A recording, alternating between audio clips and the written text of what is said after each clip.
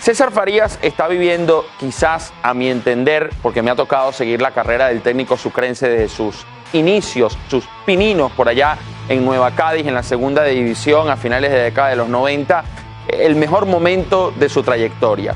En cuanto a madurez, en cuanto a entendimiento del juego, en cuanto a saber leer los partidos y en cuanto evidentemente a resultados. César, que ha pasado por Cerro Porteño, que fue campeón en Distrongues en el fútbol boliviano, que dirigió a la selección venezolana y le permitió al conjunto vinotinto llegar por primera vez y única a una semifinal de esta competición, perdiendo un encuentro en Mendoza que recuerdo todavía con mucha tristeza y mucha amargura, ya que Venezuela fue superior aquella noche a Paraguay y terminó cayendo en penales en una gélida noche en Mendoza, casi -5 grados. Fue a México con los Xolos de Tijuana, estuvo al frente de la selección boliviana y todo ese bagaje le ha permitido llegar a un Aucas para revolucionar el fútbol ecuatoriano. Y no estoy exagerando, porque nadie tenía a Aucas en la previa para pelear el torneo, para animar quizás sí, para competir, pero no para llegar a la final junto a Barcelona. No es Barcelona, no es Liga, no es Emelec y no es Independiente del Valle, el nuevo grande del fútbol ecuatoriano. Se ha sublevado Aucas y se ha revelado sin grandes figuras, sin un presupuesto exorbitante, con más austeridad que opulencia. Y pese a todo esto, Farías en apenas 6 meses está invicto.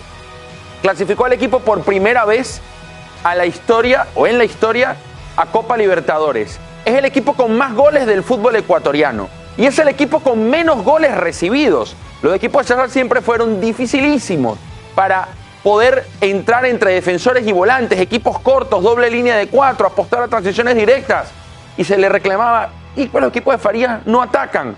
Bueno, hoy el Aucas es el equipo con más goles de todo el fútbol ecuatoriano.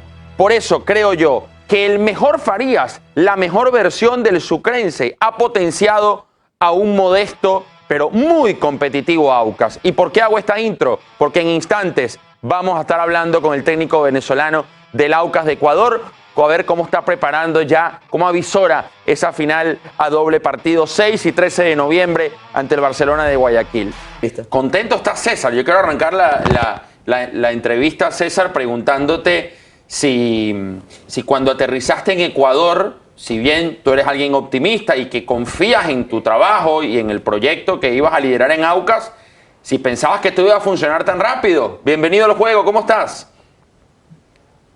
Buenas tardes, muy bien, gracias. Aquí saliendo del entrenamiento y presto para conversar con ustedes.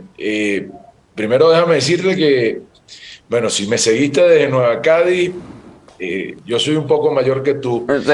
Hay mucho tiempo viendo fútbol, pero también te has vuelto mayorcito, ¿no? Sí, ya estoy cerca de los 40, es verdad. Quiero hacer alguna aclaratoria, ¿no? Sí. Porque yo te dije que no me gusta hablar del pasado, pero como tocaste unas cosas y dejas entrever otras, Sí.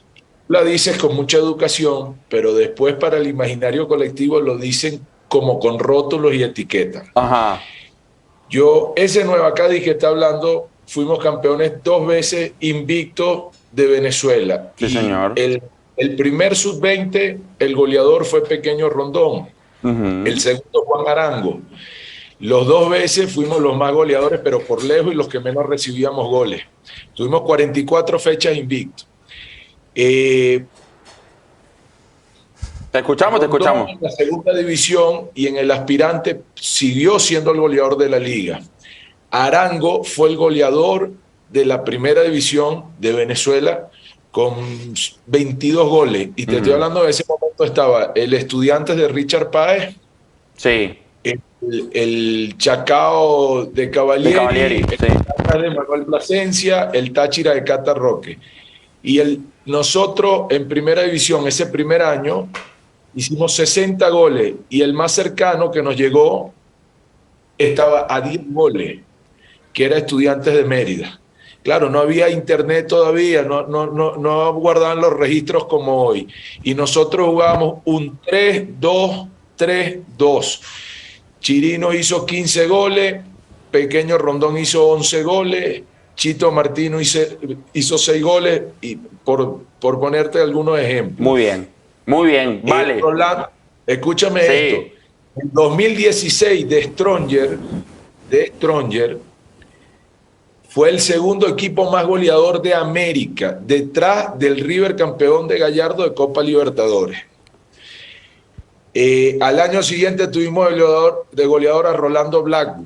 En Cerro Porteño, que no pude terminar, que lo dejé de segundo, el señor Luis Leal, el portugués, iba de goleador de la liga. Ahorita tenemos al polaco Frizeski y sacamos el goleador e hicimos los goles que jamás había hecho Bolivia. Tú me dirás, pero claro, yo no tengo acento raro, ni ando diciendo que juego bonito, ni que juego feo, pero los números no dicen eso, Fernando, ¿no? A través de la historia. No, está bien. Quería hacer esa pequeña reflexión, porque, bueno, uno dirige lo que tiene y lo que puede. Es así. A mí no me dieron la selección de Brasil o me dieron la selección de Argentina con Messi. Entonces, bueno, uno se desarrolla como estratega y va teniendo posibilidades. Yo no me sabía defender en esos inicios de Nueva Cádiz, Zuliano, y me tuve que aprender a defender para poder pelear títulos y eso, pero no tenía la calidad que tenían otros. Es así. Sí, ya has evolucionado obviamente mucho más en el juego de posición y se nota en tus últimos equipos. Esta selección boliviana del Proolímpico que te lo comenté, la verdad jugó muy bien e injustamente quedó eliminada. Bueno, César, como te decía, ¿te imaginabas esto tan rápido, jugar una final del fútbol ecuatoriano? ¿O decías, bueno, vamos a ver cómo arranca el torneo? Nuestro objetivo es quizás pelear a una sudamericana. ¿O estabas convencido apenas llegaste que lo que viste en el plantel y cómo empezó a responder el equipo temprano que sí podías estar en la final? Sí, nosotros tenemos un hábito que tú estás mencionando, intentamos evolucionar a diario, intentamos poder crecer, pero lógicamente uno tiene que ir haciendo las pequeñas tareas y entender cómo se construye un equipo. El presidente entendió bien claro el mensaje, le dije, mire, primero el equipo recibe muchos goles, nos tenemos que ordenar bien, sí. Tenemos que hacer un arco más sólido, vamos a tratar de sacar estos 5 partidos adelante de una forma inteligente. La evolución del juego va a venir posterior a eso. Vamos a hacer una pretemporada fuera del país, que hagamos mucho fútbol, que podamos llegar a impactar las primeras jornadas. Dividamos cada 5 partidos que podamos sacar 10 puntos, sacamos 11. El equipo obviamente va a ir ganando seguridad y confianza, va a tener un ritmo diferente, pero primero va a pasar por tener un equilibrio. Y a partir de ese equilibrio, este equipo tenía jugadores con capacidad de gol, que trabajamos mucho las diagonales, los cruces, los rompimientos de línea, las permutas, los cruces, y nos permitió aprovechar en principio que nos jugaban con bastante alegría nosotros, quedaban muy abiertos los equipos y era un toma y dame con un equilibrio bueno que pudimos ir sacando puntos, pero después sabíamos que se nos iban a ir a meter atrás y que iban a ser muy difíciles los partidos de local y que nosotros teníamos que tener una progresión en el juego. También esa faceta se fue desarrollando, fue un equipo sistemáticamente variable que tuvo ductilidad para cambiar de un sistema a otro, que jugó 4-3-3, que jugó 4-1-4-1, que jugó 3-5-2, que jugó 4-4-2, que jugó con doble 9, que tenía plasticidad para eso y los jugadores se sentían cómodos en una función o en otra. Y a partir de ahí, lo que tú estás mencionando, nosotros agarramos el equipo cuando llegamos de octavo y terminamos de primero en la general. No te estoy hablando de este torneo, que obviamente ustedes saben esa información. Sí, claro. Pero también en la general pasamos a ser los que hicimos más goles y los que recibimos menos. Y lo agarramos bien abajo. De nuestra llegada en las 20 fechas esas, con equipos grandes tenemos diferencia de 16 puntos.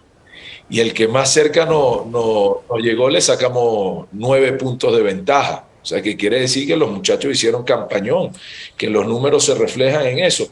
Pero como te dije, Fernando, a veces se etiqueta y se rotula a los entrenadores de una manera u otra. Y los entrenadores dependemos también de la capacidad de los jugadores que podemos tener. Aquí me conseguí un plantel con una buena base de trabajo de parte de Héctor Pablo Vidoglio. Sí. Y pudimos reforzar correctamente con jugadores que habían sido campeones, que habían pasado por la selección, pero que no tenían un gran momento y necesitaban una oportunidad y congenió todo, se dio todo correctamente para que engranaran muy bien, más la llegada de Galíndez, Cangá, Perlaza, Latuco Ordóñez, y nos potenciaron ese cierre de torneo que tuvimos en la etapa anterior para aspirar a mayor cosa. Después entendimos que el fútbol hoy se juega con 5 cambios y que es vital los cambios, que puede influir mucho los cambios en un partido, que es notorio el cambio de energía, también un campeonato donde tiene altura y tiene costa, que tiene diferencia de latitudes, uno tiene que saber potenciar ese aspecto para a través del juego poder gobernar los resultados. César, ¿cómo estás? Mi nombre es José Amado, bienvenido al juego. Obviamente que has dado una explicación más que clara de la cuestión táctica que a nosotros nos interesa mucho aquí en el programa, pero a mí me gustaría llevarte a la primera charla de César Farías con sus futbolistas. Cuando los sentaste o los reuniste en el vestuario y le dijiste, muchachos, vamos a hacer esto. ¿Qué fue lo que les dijo César Farías o qué cambió en ellos en el primer contacto a partir de allí para que hoy Aucas sea el equipo que es?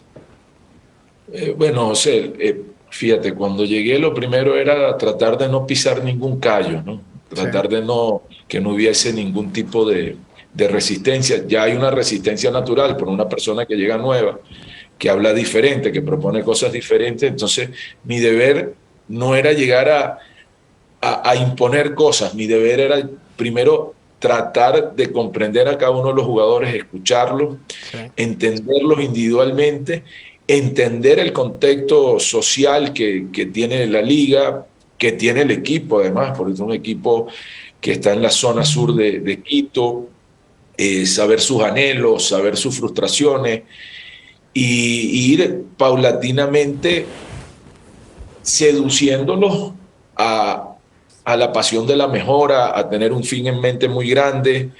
Y entonces empezamos a hablar de eventos internacionales, empezamos a hablar de poder tener una conquista de un título. Nos dimos cuenta que cerramos el torneo anterior con 4 ganados y un invicto, enfrentando equipos difíciles, y nos propusimos también desafiarnos a nosotros mismos y por qué no podemos ganar la etapa invictos y evolucionar en nuestro juego. Entonces, de esa forma, no es que nosotros vinimos y tenemos la fórmula mágica, no. Nosotros a lo mejor no podemos solucionar todos los problemas, pero sí podemos ir balanceando cada una de las circunstancias.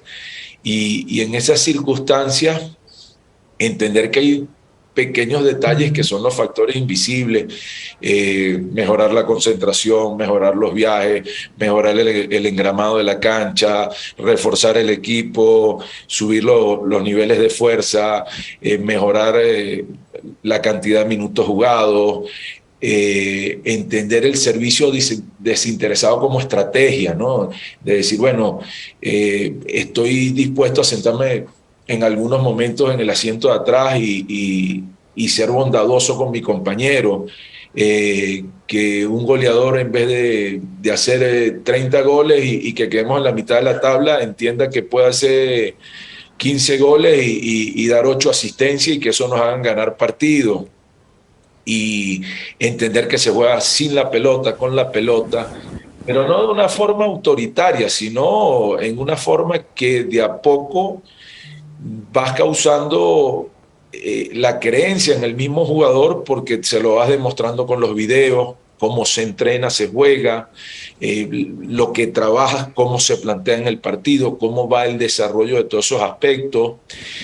Y cuando tú se lo puedes confirmar al jugador en el aspecto visual, auditivo, y el jugador después que bajan las pulsaciones, que está tranquilo, que pasaron 24, 48 horas y lo puede ver en la pantalla y puede corregir también sus errores, pero también le puedes decir las cosas que puede mejorar. O sea, central que pasa la mitad de la cancha pisa el área, que no es lo mismo estar en el área que llegar de sorpresa, que entender que una diagonal siempre es una incertidumbre para la defensa contraria, entender que los rompimientos de línea no tienen referencia de marca en el área contraria y que entre más atrás se hagan, más sorpresa tiene, que el fútbol es de dos áreas, en un área donde se hacen los goles, tú le pintas una garrafa ahí que ahora ya la hacen más grande, pero en la garrafa se hacen el 72% de los goles.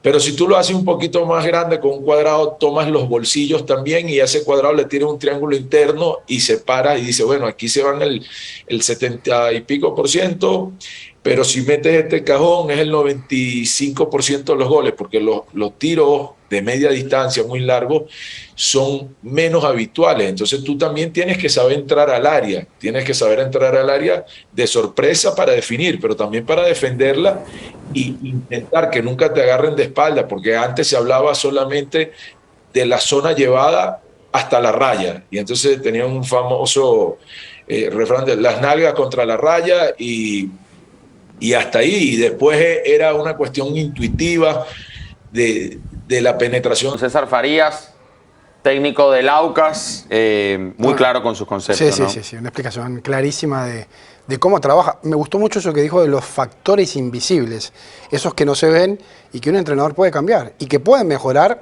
el rendimiento y la comodidad del futbolista.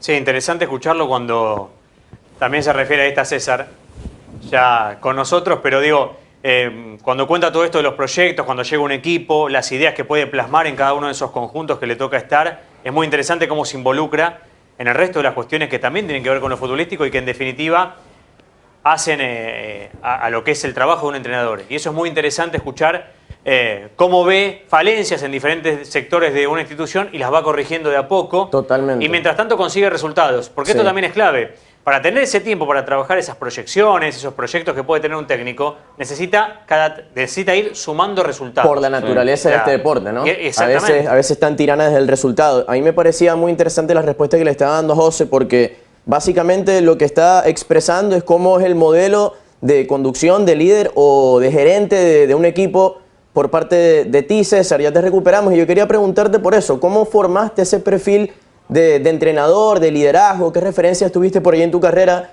con las cuales te cruzaste y fuiste armando el César Farías de hoy como líder de grupo? Mira, no sé a dónde me quedé realmente, ¿no? Disculpen que se me fue de repente. Tranquilo. Pero Puede pasar, es la tecnología. quedó clarísimo el concepto, la verdad fue... Sí, nos estabas hablando de varias consignas, ¿no? Sí. Para defender el tema de las diagonales, Claro. de lo impredecible que son las diagonales cuando atacas por un sector y rompe el extremo por el otro. Pero bueno, continúa. Pero terminé hablándole de la zona indefendible cuando ya tienen defensa profunda para poder finalizar el gol. Pero con relación a lo que me pregunta Pedro, al final el fútbol también es gestión de capital humano. Entonces, tuve la posibilidad de tener un padre que tuvo distintas empresas, que tenía muchos empleados, que me enseñó a trabajar de muy niño y que la vida me dio la posibilidad de poder hacer paralelismo, no directamente el fútbol, porque yo entendía que uno tenía que formarse para cosas que eran mayor que la simplicidad del juego. El juego al final tú puedes saber mucho o poco, y puedes saber mucho y no lo puedes saber transmitir, o no tienes la sencillez de llegarle al jugador, o no entiendes por cuál canal de comunicación entiende mejor el jugador.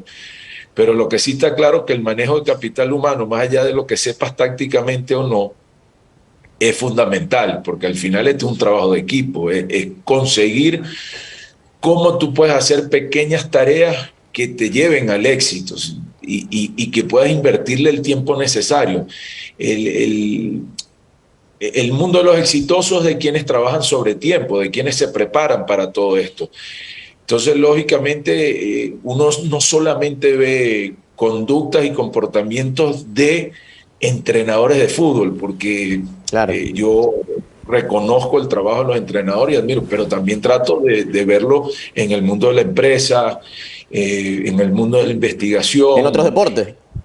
¿no? Me fui a los Estados Unidos a ver muchísimos deportes que, por decirte, el hockey sobre hielo, el basquetbol, nosotros sacamos muchas cosas. Cuando fuimos a la Copa América de Argentina, Sí. nosotros fuimos pioneros en lo que hoy es un hábito, en el trabajo de funcional y las prevenciones y el trabajo de fuerza. El trabajo de fuerza es la madre de la velocidad. El fútbol es un deporte de potencia. La potencia tiene fuerza y tiene velocidad, pero eso lo tiene que transformar al juego. Y en eso fuimos donde estaban los mejores en ese momento. Y siempre hemos sido ese desafío que decía Fernando, en el cual uno quiere crecer día a día, ser un aprendiz diario, uno no se puede detener en el tiempo. Si a mí me dicen que soy el mismo entrenador de cuando estaba en Venezuela o cuando estaba en Paraguay, algo estoy haciendo mal, o el que estaba en Bolivia, uno tiene que tratar de mejorar siempre, y cuando me toque dar otro paso, seguiré en la insistencia de volver a llegar a ese punto de partida donde uno afila la sierra y dice, bueno, cómo todas estas experiencias las puedo transformar en sabiduría, pero no es una sabiduría para guardármela, es cómo la puedo transmitir y hacer llegar a nuestros jugadores. Y eso es un desafío diario, Pedro, la gestión de capital humano, el liderazgo, porque hay distintos tipos de liderazgo, obviamente, y uno tiene que ubicarse en el lugar que está, en el contexto social, y entender. A mí me tocó trabajar en la India y fue un aprendizaje impresionante. Es un país multirreligioso, multicultural, multiétnico, que además tenía 9 extranjeros de otro nivel, y poder ir balanceando, porque las diferencias siempre van a existir, pero es fundamental el respeto a la diferencia.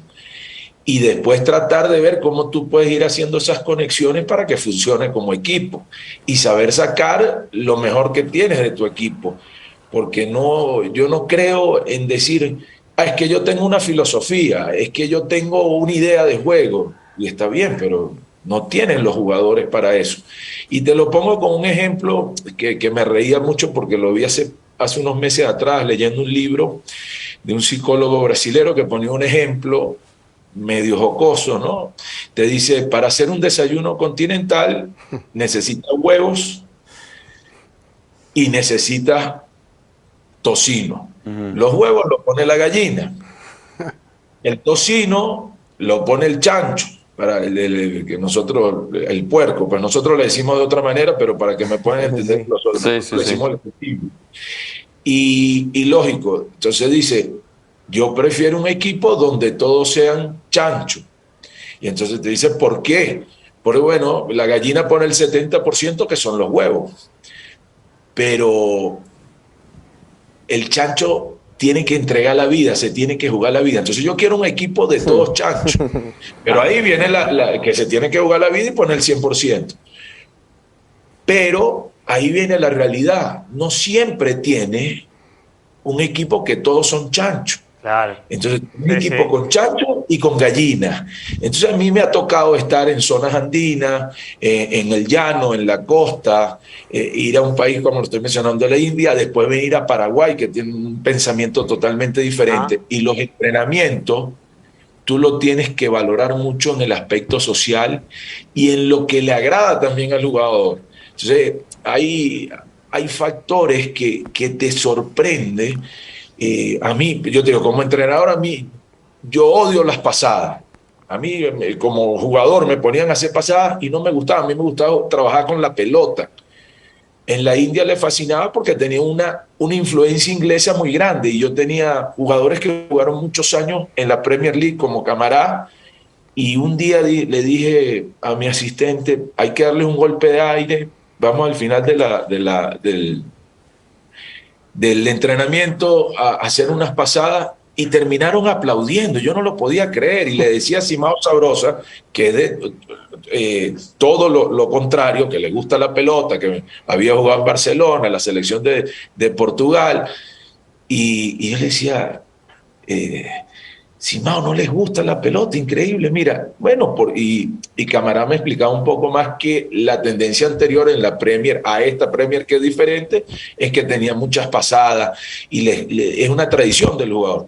Después voy a Paraguay y al paraguayo le gusta trabajar sobre la presión, sobre el duelo, pero si le pones muchos trabajos cognitivos o asociativos no le agrada tanto. Y César, Entonces al jugador también le tienes que regalar su dulcito, ¿no? Su perita. sí. Es así. Y en ese sentido, ¿no? Con todo lo que estás repasando de los diferentes lugares donde estuviste, bueno, Paraguay, México, la India, más allá de que obviamente estás a la puerta de una final que es fundamental para vos en tu carrera y también para el equipo, ¿con qué anhelás, digo, como técnico, qué anhelás en tu carrera que todavía no has conseguido? ¿Algún fútbol que te guste para ir o que te falte en tu carrera? ¿Qué sentís que podés ir a buscar en tu carrera a partir de esta experiencia en el Aucas y todo lo que has vivido dentro del fútbol, ¿no?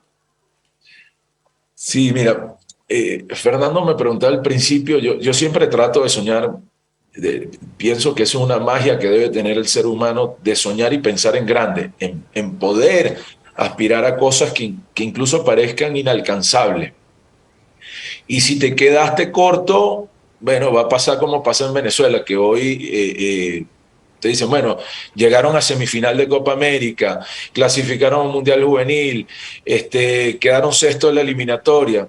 Y ese no era nuestro objetivo final, no era ese, pero quedamos muy cerquita. O sea, que quiere decir que ese desafío de ir allá nos obligó a sacar lo mejor de nosotros, que a veces ese mejor de nosotros no depende nada más de los jugadores, un cuerpo técnico, sino de tener una dirigencia capaz, de poder gobernar el entorno. Ayer nos visitó Chicho Serna y claro, no voy a decir algunas cosas de que conversamos, pero que te lo voy a poner y te lo voy a simplificar.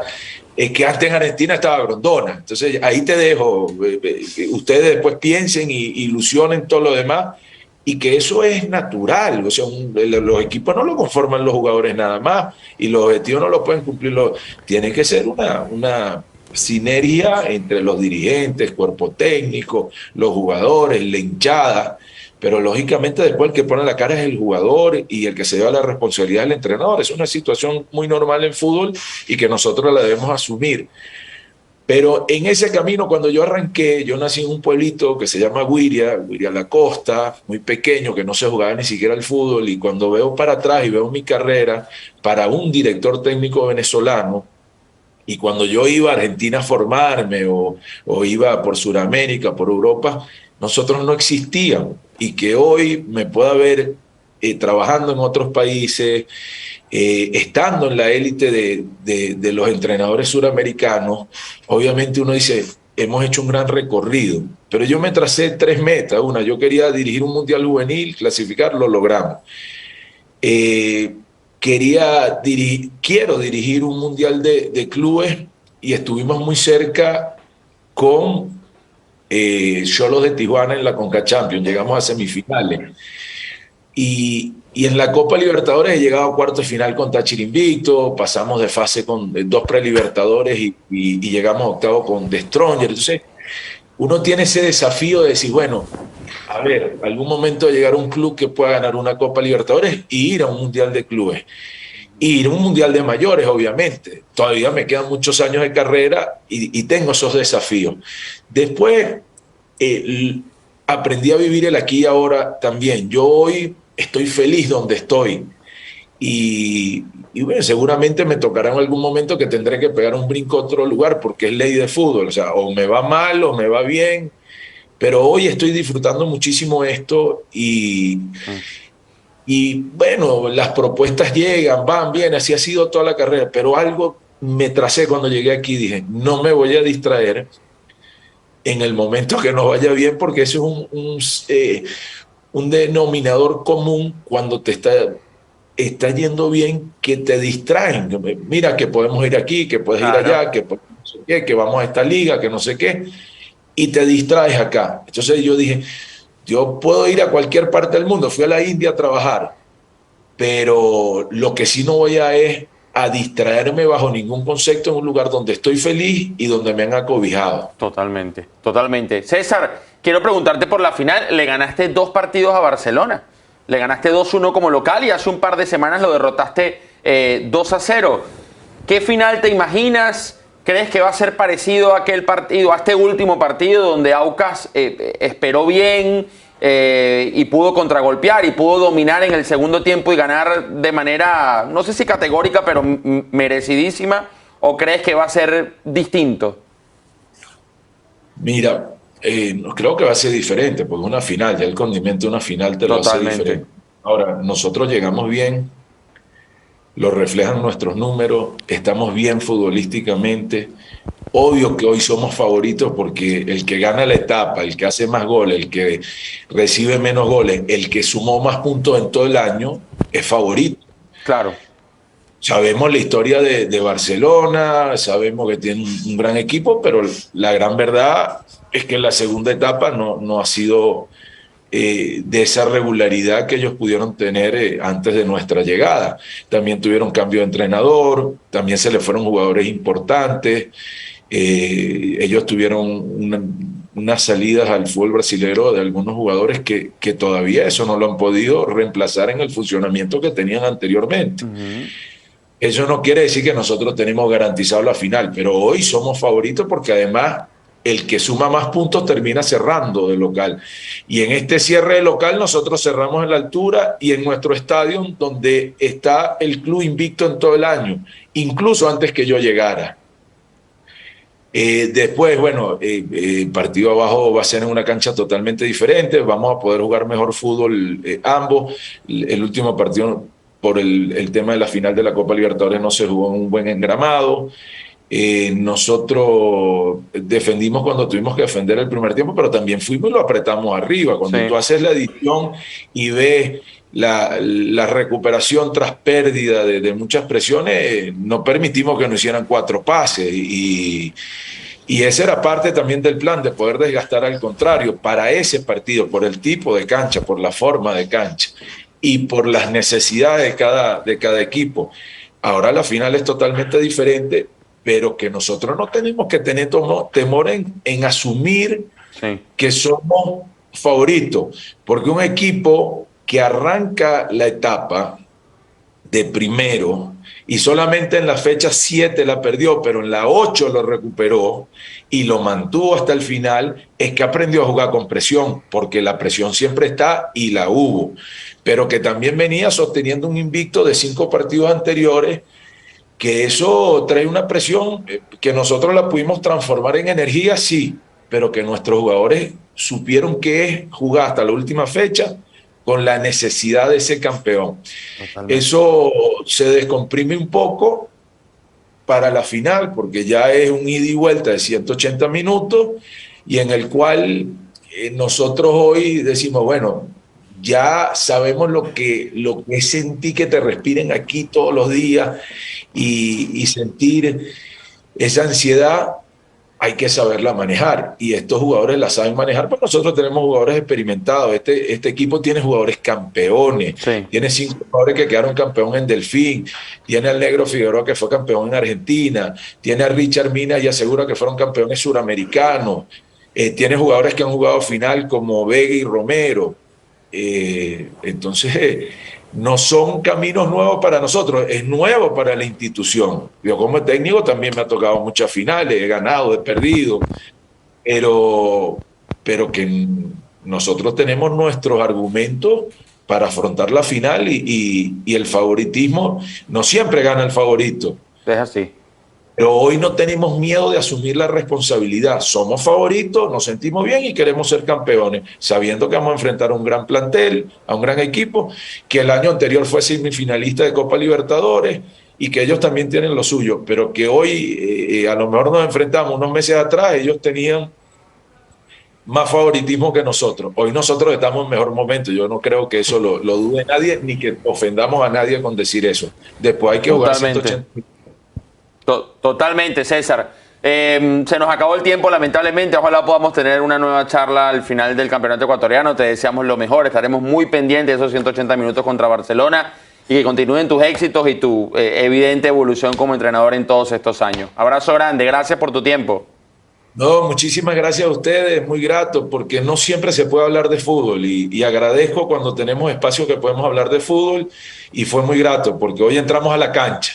muchas veces se habla de muchas tonterías extra cancha Sí. que no tienen nada que ver y le agradezco a todos porque me permitieron en cada una de sus preguntas poder exponer cosas que creo que pueden ser beneficiosas para los televidentes.